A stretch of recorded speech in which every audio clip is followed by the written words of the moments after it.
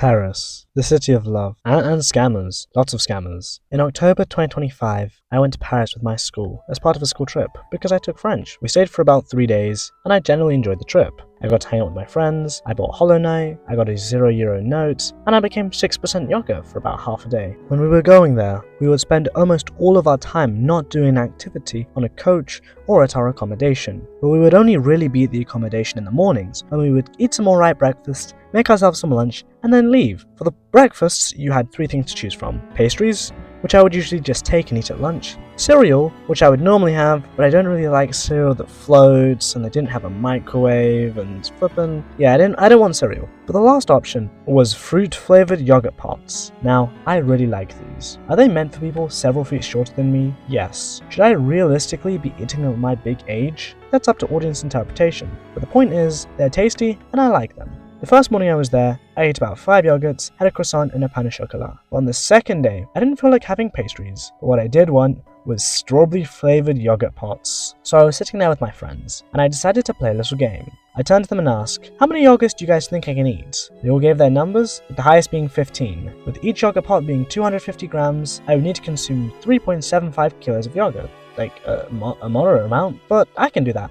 I'm me and I'm awesome. So I began. I raced to eat these yogurt pots. And by race, I mean I sat there in silence while listening to my friends' conversations and eating yogurts at a moderately fast pace. 1 down, 3 down, 5 down. I was a yogurt eating machine. But when I got to 8, my body was beginning to slow down. I'm not usually the type of person who eats between meals, but the previous night we were all chilling in our accommodation, and like someone was like, "Hey, you want these snacks?" Like, yeah, of course I want these snacks. It's like, yeah, they were randoms, but I mean, I'll take it. I love food. 9 down, 10 down.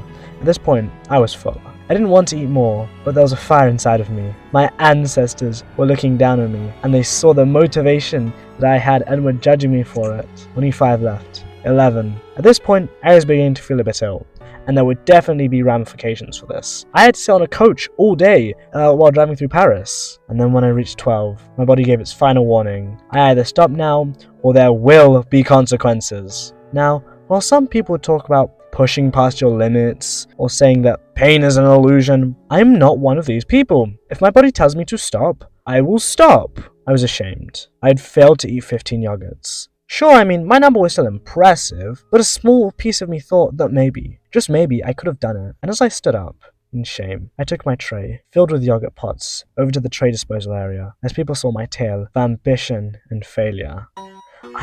I get called a modern-day Icarus even now.